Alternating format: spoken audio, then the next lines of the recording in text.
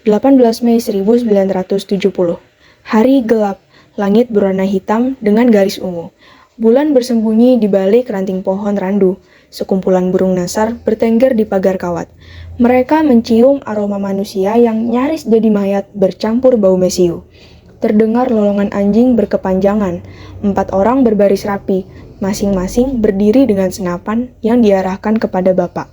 Hanya satu senapan berisi peluru mematikan, selebihnya peluru karet. Tak satu pun di antara keempat lelaki itu tahu siapa yang kelak menghentikan hidup bapak. Pada usianya yang ke-33 tahun, segara alam menjenguk kembali masa kecilnya hingga dewasa. Semua peristiwa tertanam dengan kuat, karena memiliki photographic memory. Alam ingat pertama kali dia ditodong senapan oleh seorang lelaki dewasa ketika masih berusia 3 tahun. Pertama kali sepupunya mencercanya sebagai anak pengkhianat negara. Pertama kali Alam berkelahi dengan seorang anak pengusaha besar yang menguasai sekolah. Dan pertama kali dia jatuh cinta.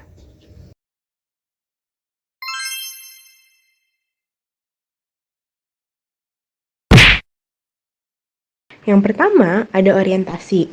Di sini merupakan awal mula penderitaan Segara Alam di tahun 1968 saat ia berusia 3 tahun.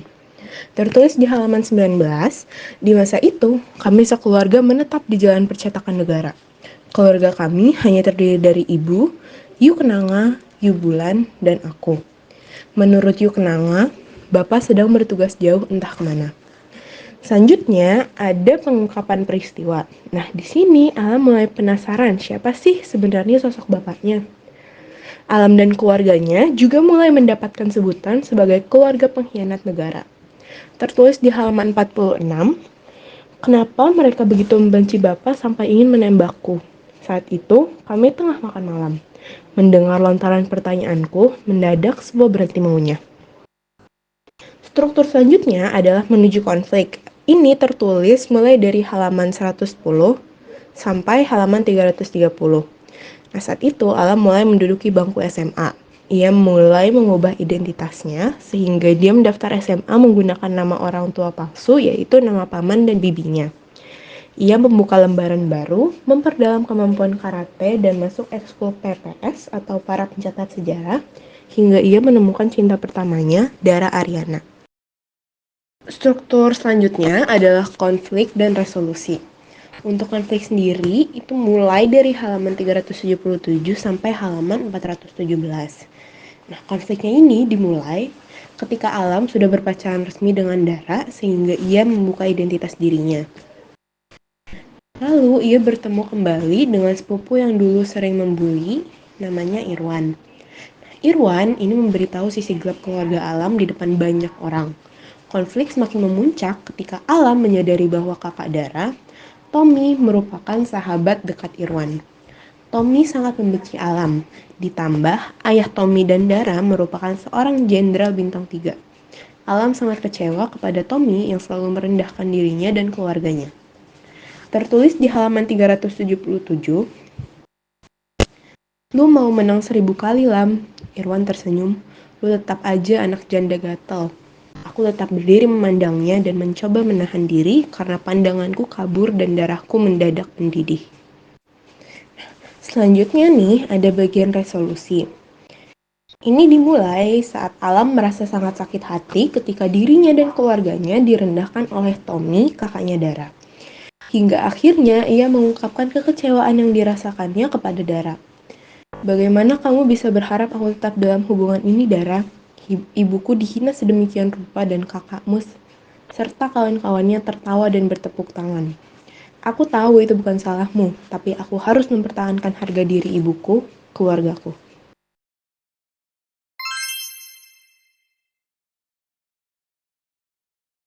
Kaidah kebahasan yang pertama adalah konjungsi kronologis. Contohnya ada di halaman 33. Pertama, karena ibu memilih belajar di Fakultas Sastra dan Filsafat Universitas Indonesia. Dan kedua, karena ibu memilih menikah dengan seorang komunis.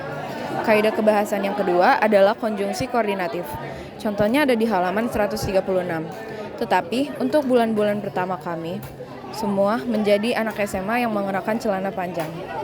Lalu yang ketiga ada konjungsi kausalitas. Contohnya ada di halaman 139. Setengah mati menghapus memorinya karena dia memiliki kemampuan mengingat dalam hidupnya. Lalu yang keempat dan terakhir ada penggunaan kata penggambaran pikiran sebagai bentuk penokohan. Contohnya ada di halaman 193. Iya, gua bukan orang yang fasih dengan kata seperti lu, Lam. Lu pasti memilih menulis esai kan? Selanjutnya, terdapat kaidah kebahasaan majas. Pastinya teman-teman udah tidak asing dengan majas ya, karena kita sudah mempelajarinya mungkin di kelas 10 ataupun kelas 11. Tetapi mari kita kilas balik, apa itu majas? Majas adalah bentuk gaya bahasa yang digunakan untuk memperkaya bahasa, membuat tulisan lebih menarik, serta memberikan efek dramatis atau artistik. Di sini kami mengidentifikasi 5 jenis majas. Yang pertama yaitu metafora. Metafora adalah pemakaian kata bukan dengan arti yang sebenarnya. Dalam buku ini, contohnya adalah teringat, ibu yang sangat kuat ini dulunya dianggap seperti sampah. Kedua, ada eufemisme, yaitu penghalusan kata yang kasar atau tabu. Contohnya, perlahan warna merah kental itu mengepung jasad bapak, membasahi tanah. Ketiga, ada simile, yaitu perbandingan dua hal yang secara hakikatnya berbeda. Sebagai contoh, kubayangkan para malaikat meluncur seperti bunyi kesiur angin yang menyentuh pepohonan. Keempat, ada personifikasi, yaitu perumpamaan benda mati dengan sifat menyerupai manusia. Contohnya, bulan bersembunyi di balik ranting pohon randu. Yang terakhir atau yang kelima adalah anatomasia.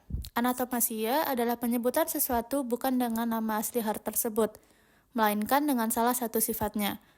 Di buku ini, contohnya adalah, selesai membaca lembaran berisi granat itu, dia menatapku sedalam-dalamnya dan memintaku kembali ke tempat duduk. Nah, dapat dilihat bahwa buku Nama Koala memanfaatkan majas dengan optimal, sehingga buku ini memiliki bahasa yang indah, penuh warna, serta penuh makna. Verba material ini kata kerja yang menunjukkan perbuatan fisik atau peristiwa.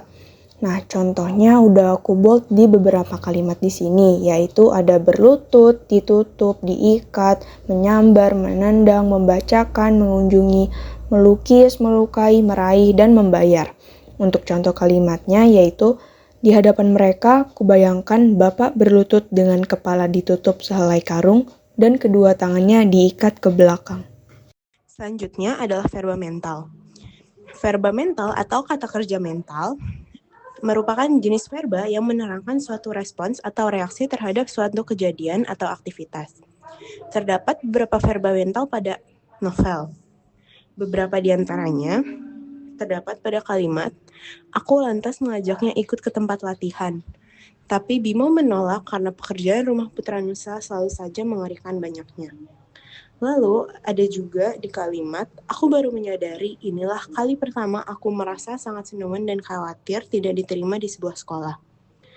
Lalu ada juga di kalimat, sambil mengikutinya di jalan setapak, aku melihat beberapa murid lalu lalang membawa buku. Terdapat juga di kalimat lain, dengan jengkel, Amelia meyakinkan bahwa kegiatan ekstrakurikuler boleh saja berubah jika tak cocok. Dan contoh terakhir yang kami ambil pada novel itu ada pada kalimat, Dara memandangku dan perlahan matanya berkaca-kaca.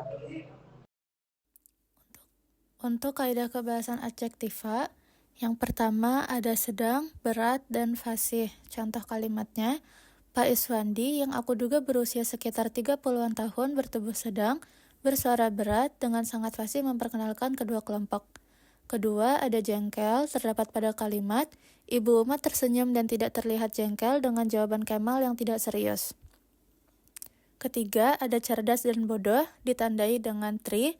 Si pelajar SMA yang paling cerdas itu mencoba menjelaskan kepada gerombolan bodoh itu. Keempat, ada cantik, tajam, dan tegas. Contoh kalimatnya, aku masih bisa melihat mata perempuan yang digambar dengan bening, cantik tapi dengan sinar yang tajam dan tegas. Dan yang terakhir ada kecil dan rewel, berada pada kalimat, sedangkan aku menggeret koper kecil berisi baju kami bertiga sambil tangan kananku menggamit tangan bulan yang sudah mulai rewel karena mengantuk. Kemudian untuk konjungsi temporal, yang pertama ada sebelum.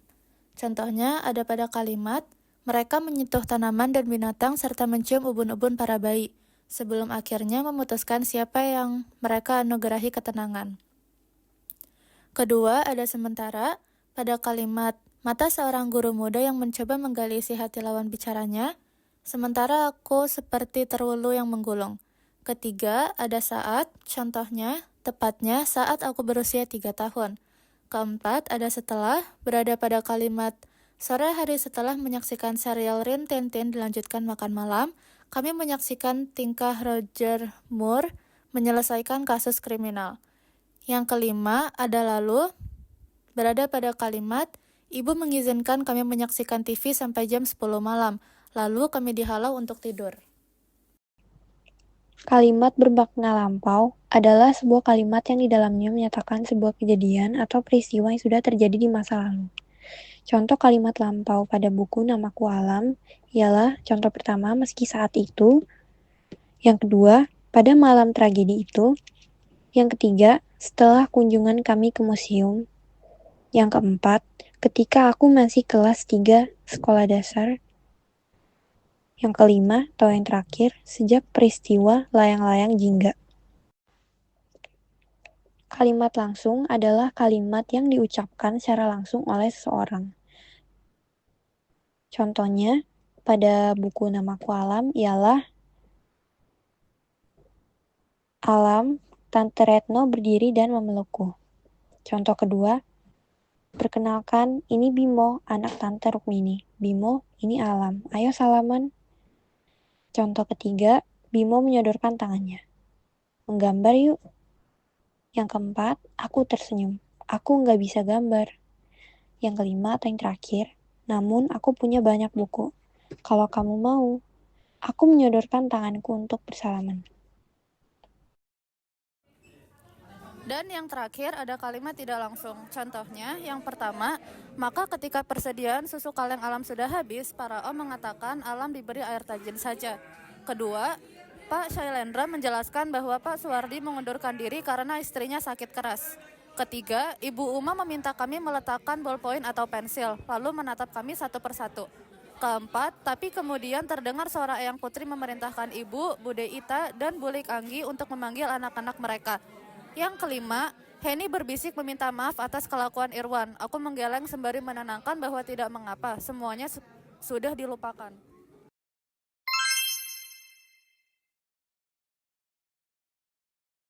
Lalu selanjutnya ada nilai kehidupan. Sebenarnya nilai kehidupan itu ada 5, namun di dalam novel Namaku Alam hanya terdapat 3. Satu adalah nilai estetis. Nilai estetis yang termuat di dalam novel ini mencakup penulisan novel secara keseluruhan, yang menggunakan diksi dan pilihan kata yang indah. Selain itu, penulis menyisipkan beberapa ilustrasi yang bisa memperluas imajinasi pembaca ketika sedang membaca novel ini. Lalu yang kedua ada nilai moral. Superego yang mewakili moralitas dan nilai-nilai sosial kurang memengaruhi perilaku Alam. Akibatnya, tindakan dan keputusan Alam seringkali impulsif, emosional, dan egois, mencerminkan dorongan yang kuat tanpa memikirkan rasionalitas atau moral. Lalu yang ketiga dan terakhir ada nilai sosial. Nilai sosial yang dominan disajikan dalam novel ini adalah kemiskinan, kesenjangan sosial, dan penindasan. Alam berasal dari keluarga yang miskin. Bapaknya merupakan tahanan politik, sementara Dara, kekasihnya, berasal dari keluarga yang cukup berada. Bapaknya merupakan jenderal berpangkat bintang 3. Oh wow!